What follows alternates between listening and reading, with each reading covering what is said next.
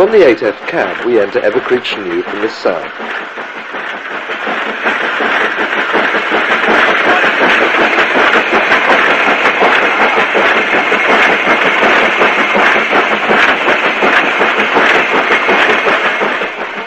Western Region ownership was depicted by the WR of LSWR picked out on signs. Again we see the Home Counties Railway Society Special.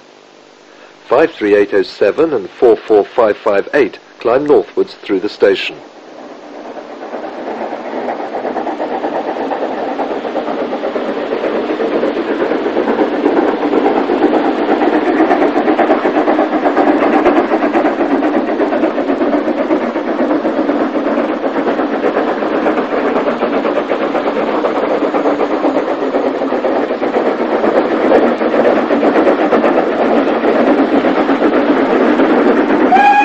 Well-known railway photographer Dick Riley on the left is seen speaking to station master Mr. Jeans.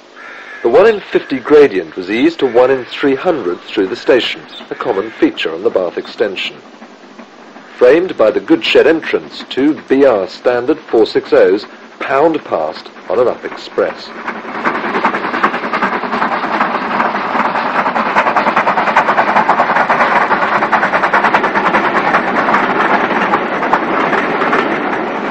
The porter and the signalman watched the Bournemouth to Manchester train hauled by a borrowed 9F, as evidenced by her single chimney.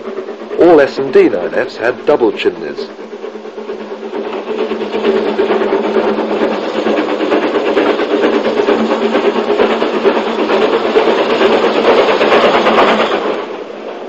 .53807 on a down goods slows on the final approach to Evercreech Junction.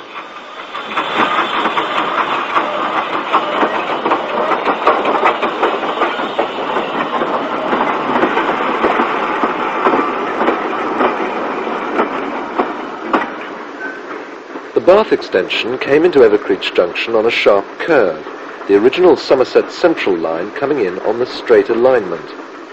A Great Western Collet 060 is seen alongside the original line to Highbridge, and she will come on to the back of our train. To the right is a distinctive S&D backing signal.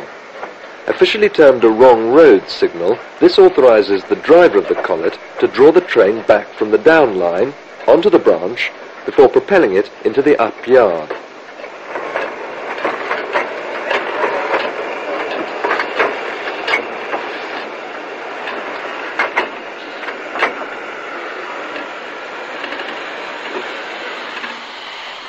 The turntable at Evercreech Junction was situated between the Highbridge branch and the Bath extension.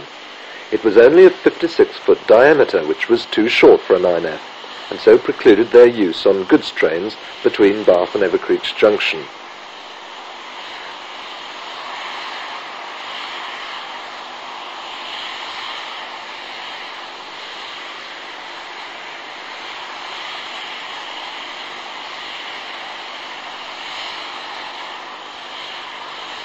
The old S&D car park sign next to Ivo's Bentley survived to the end of the line's existence, but was stolen on the last weekend.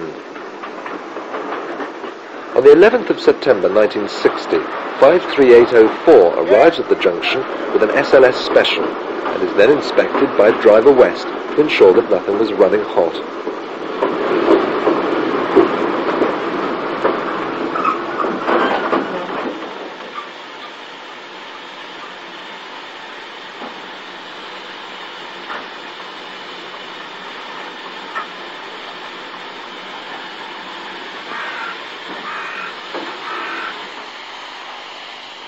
The 7F, preserved by the S&D Trust at Washford and to be returned to steam in 1987, is seen in the station yard awaiting a northbound enthusiast special.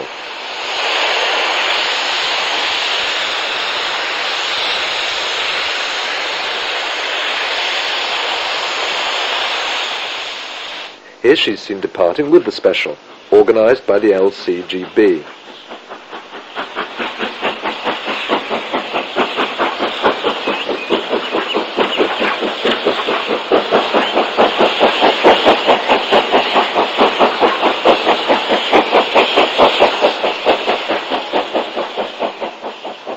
Yet another special departs, southwards this time, behind 53807. Ivo can just be discerned beside the telegraph pole on the left, having persuaded one of his nephews to operate the cine camera on this occasion.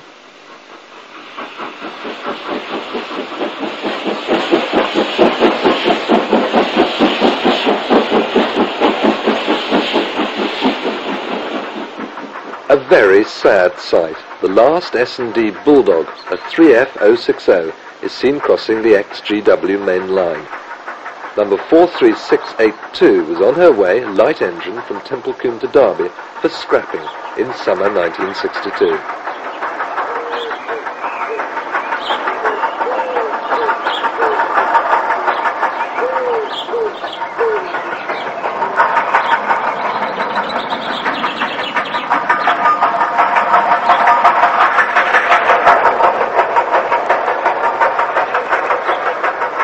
This is the 340 Up Mail from Bournemouth, hauled by Evening Star, passing over Cole Viaduct in the late afternoon.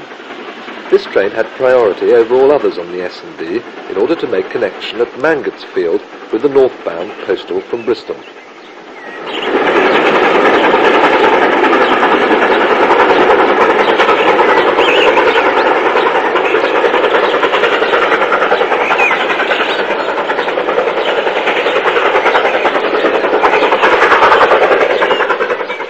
Cole was the point where, in 1862, the Somerset Central and Dorset Central met to form the Somerset and Dorset Railway.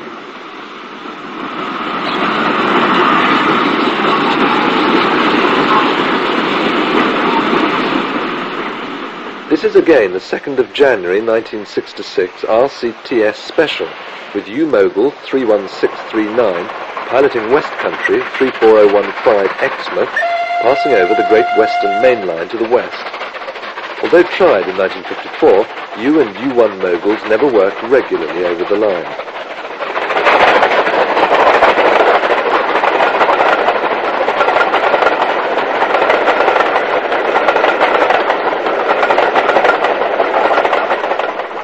Approaching Cole Station is an XGW Collet 060, number 3206, on the 220 High Bridge to Templecombe.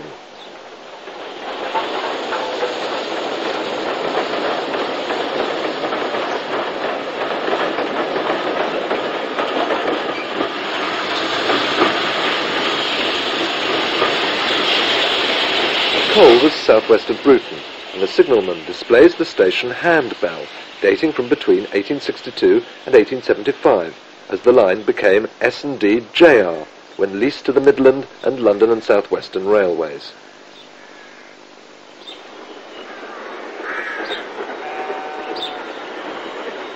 The rather nice upstarting signal at Cole frames a 7F, 53808, approaching from the north.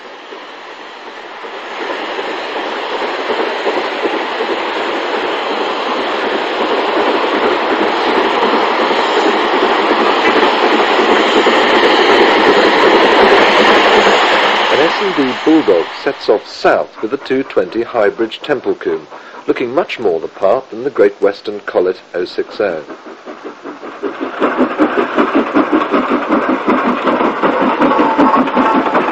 From another 8F we head south under bridge number 121 towards Shepton Montague.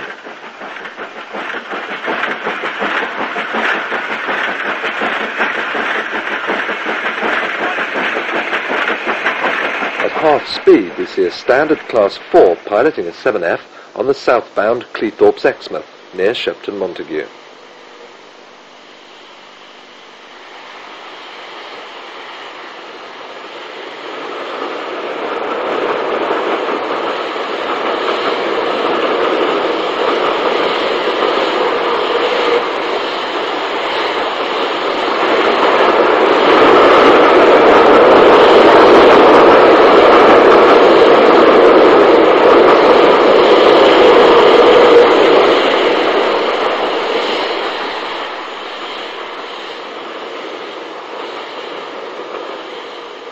Whilst the previous shot was taken on a lovely day, this one was very windy, as the exhaust is snatched away from the rebuilt West Country on the Down Pines.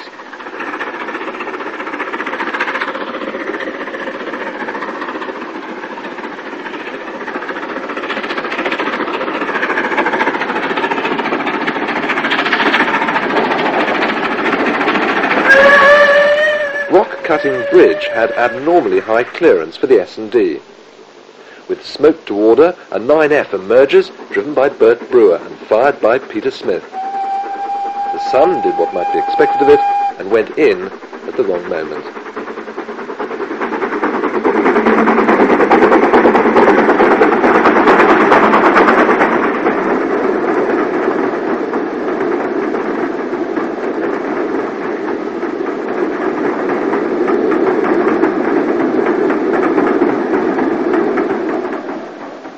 Just north of Templecombe, the line passed by Horsington. Here a 9F approaches from the north.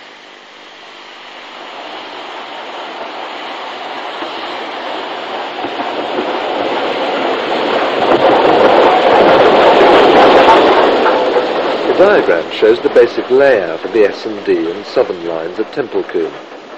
The procedure for S&D trains calling at Templecombe Upper was most intriguing. In the following sequences we'll see the manoeuvres for both northbound and southbound trains. First, a northbound train. Climbing up to number 2 junction off the single line from Blandford is the 10:05 summer Saturday Bournemouth to Derby, passing a 4F waiting to come onto the rear of the train.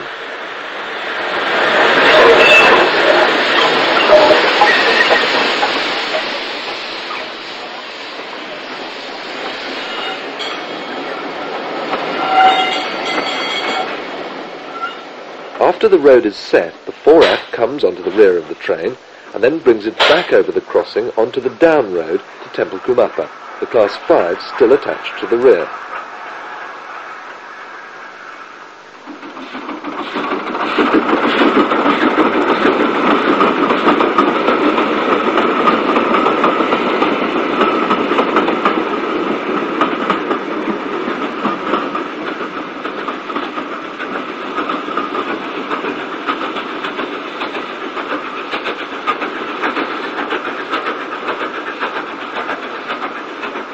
Whilst another train waits for the S&D platform at Templecombe Upper to come free, the Class 5, leaving the 4F pilot at the station, runs back along the up road to run without stopping onto the north. Southbound procedure was slightly different. Here a 7F has the road direct into Templecombe Upper, but after stopping there, its train is brought back down by an Ibert 262 tank, the 7F remaining coupled behind.